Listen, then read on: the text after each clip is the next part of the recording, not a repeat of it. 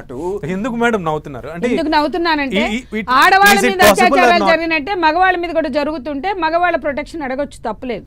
ఇప్పుడు ఇది అత్యాచారం కింద లెక్కే కదా మేడం? లేదండి, అంత స్థాయిలో లేవు, ఎగ్జామ్షనల్ గా జరుగుతున్నాయి. ఓకే, ఒకటి చచ్చిపోతే పర్లేదు, నేను చచ్చిపోయిన తర్వాత ఏ మనిషి అనలేదు. నిజంగానే మీరంత క్రూయల్ గా మాట్లాడదలుచుకుంటే నాకు సంబంధం లేదు. నేనేమంటానంటే ఒక మనిషి మీకు ఎందుకు అర్థం కాదు, ఒక మనిషి మీద పెత్తనం చేయొద్దు. మనము ఎందుకు డెమోక్రటిక్ ఫ్యామిలీ గురించి మాట్లాడండి. డెమోక్రటిక్ ఫ్యామిలీస్ లో ఎవరి మీద అది యుఎన్ డిక్లరేషన్ కదా, 1982 బిఫోర్ 498 వచ్చిన డిక్లరేషన్ కదా, India has signed on that. అదెందుకు మాట్లాడరు? మీకు ఎందుకు కష్టం డెమోక్రటిక్ ఫ్యామిలీ గురించి? ఎస్ అంటే ఇలా చచ్చిపోండి అసలు దాని అర్థం అది కాదు. యుఎన్ అది మీరు వినరు, చదవరు. ఏంటి యుఎన్ డిక్లరేషన్ ఏంటో చెప్పనా? భారతదేశంలో ఈక్వాలిటీ అనేది లేదు, లేదా ఏషియన్ కంట్రీస్ లో ఈక్వాలిటీ లేదు, లేదా ప్రపంచంలో లేదు. కాబట్టి abolish patriarchal family and establish democratic family అని యుఎన్ అంది. అది దాని అర్థం ప్రజాస్వామిక కుటుంబాలు కావాలి. ప్రజాస్వామిక కుటుంబాల్లో ఆడవాళ్ళ పెత్తనం కూడా ఉండొద్దు. మగ అంటే అదే కాదు, పిల్లల మీద పెత్తనం ఉండొద్దు, పెద్దలది, పేరెంట్స్ది. కాబట్టి అందరూ సమానంగా ఉండేటువంటి కుటుంబం కావాలంటే డెమోక్రటైజేషన్, మానవ సంబంధాలన్నీ కూడా ప్రజాస్వామిక సంబంధాలుగా మారాలి. మనం దాని గురించి మాట్లాడదాం. ఈ సమాజానికి నేనేమంటున్నా అంటే ఇప్పుడు ఒక్కళ్ళు చచ్చిపోయిన అన్యాయమే. కాబట్టి ఆడవాళ్ళు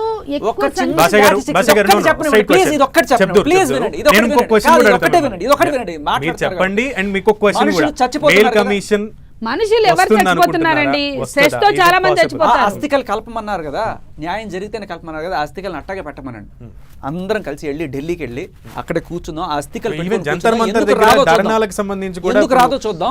ఇదొకటి కాదమ్మా, ఇదొకటే నేను చెప్తున్నాను. ఆడవాళ్ళు చనిపోతున్నారు, డొమెస్టిక్ వైలెన్స్ లో చనిపోతున్నారు అంటున్నారు కదా. ఆత్మహత్యల గురించి మాట్లాడితే ప్రతి చనిపోయే ఒక ఆత్మహత్య చేసుకుని చనిపోయే ఒక అమ్మాయికి 2.5%, అంటే 10 మంది చనిపోతుంటే 25 మంది మగవాళ్ళు, 10 మంది ఆడవాళ్ళు ఆత్మహత్య చేసుకుని పోతే 25 మంది మగవాళ్ళు చచ్చిపోతున్నారు. సో 100 మంది ఐ థింక్ సో. సరే 100 మంది అంటే 100 మంది ఆడవాళ్ళు చనిపోతుంటే 250 మంది మగవాళ్ళు చనిపోతున్నారు ఆత్మహత్యలు చేసుకొని. మోర్ ఓవర్ సో మీకు రేషియో ఏంటంటే 1:2.5. మగవాళ్లే ఎక్కువ మంది చచ్చిపోతున్నారు, కానీ పట్టించుకునే నాదుడు లేడు. This is the fact. మీరు గూగుల్లో కొట్టి చూడండి. మీరు అర్థం చేసుకోవాల్సింది ఏంటంటే పేట్రియార్కీ వలన సఫరర్స్ మగవాళ్ళు కూడా ఉంటారు. పిల్లల్ని పెంచే విషయం కావచ్చు, పెళ్లిళ్ళు చేసే విషయం కావచ్చు, లేకపోతే కుటుంబ భారం కావచ్చు, లక్షల కోట్ల రూపాయల అప్పులు చేసి కూతుళ్ళ పెళ్ళిళ్ళు కానీ, అక్క చెల్లెళ్ళ పెళ్ళిళ్ళు కానీ. This is the problem of our family constitution. మన కుటుంబం అనే మన వ్యవస్థలోనే మగవాళ్ళ మీద స్ట్రెస్ ఎక్కువ, భారం ఎక్కువ ఉంది. కట్నాలు ఇచ్చి పెళ్ళిళ్ళు చేయవచ్చు, లక్షల కోట్లు ఖర్చు పెట్టి పెళ్ళిళ్ళు చేయడం కావచ్చు. ఈ స్ట్రెస్, అప్పుల భారం, మనం కొంచెం మానవీయంగా ఆలోచిద్దాం, మానవీయంగా మాట్లాడదాం. ఈ ఒక ఎక్స్ట్రీమ్కి వెళ్ళిపోయి మాట్లాడడం వల్ల పరిష్కారాలు దొరకవు. మీరు కూడా అర్థం చేసుకోండి. కొంచెం ఒక మానవీయ విలువల్ని, మీకు మానవీయ విలువలు ఉంటే, మానవీయ కోణాలు ఉంటే మనం ఆలోచించవలసింది ఏంటంటే ఇంతమంది మగవాళ్ళు ఎక్కువ మంది ఎందుకు చనిపోతున్నారు అంటే అందరూ ఆడవాళ్ళ బాధల వల్ల కాదండి.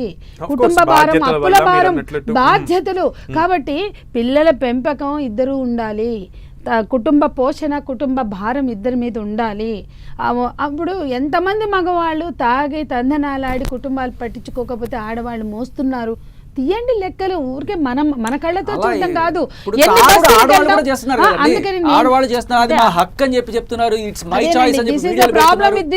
నేనేమంటా అంటే మీ 10 TV హైదరాబాద్ బస్తీల్లోకి పోదాం. హైదరాబాద్ బస్తీలలో పోయి అమ్మ ఈ కుటుంబంలో ఎంతమంది పనిచేస్తున్నారు, కుటుంబం కిరాయిలు ఎవరు కడుతున్నారు, ఇట్లా చూద్దాం. అంటే మన కళ్ళతో చూడడం కాదు, పబ్బులకి వెళ్ళి ఆడవాళ్ళ గురించి మాట్లాడుకోవడం వల్ల పెద్ద ఉపయోగం లేదు. అంటే మీరు అంటున్నారు కాబట్టి వాళ్ళు చేసిన చట్టాలు కాదు, వాళ్ళ గురించి కాదండి. ఇప్పుడు ఇలాంటి వాళ్ళు కూర్చుని కేవలం వాళ్ళ కళ్ళతో చూసి మాట్లాడుతున్నారు. శేఖర్ గారు ఒక వ్యాలిడ్ పాయింట్ చెప్తున్నారు. ఏంటంటే ఇష్యూ బస్తీల్లోది కాదు. ఇప్పుడు ఇష్యూ బస్తీలు కాదండి, మెన్ అండ్ ఉమెన్ రిలేషన్స్. బస్తీల్లో ఉన్న men and women relationship issue కాదు ఇది. అది మీరు పట్టించుకోరంటారు. No, no, no, no. ఈ ఇష్యూ గురించి సంజయ్ గారు you are taking me wrong. You are taking me wrong, Sanjay. నేను 70% కుటుంబాల గురించి issue is మాట్లాడుతున్నా. about నేను ఆయన 10% కుటుంబాల గురించి మాట్లాడతారు. మీకు అది కావాలంటారు అయితే. కాదు సంజయ్ గారు, issue is about misuse of power లేదా మిస్యూజ్ ఆఫ్ అది ఆల్రెడీ అడ్మిటెడ్.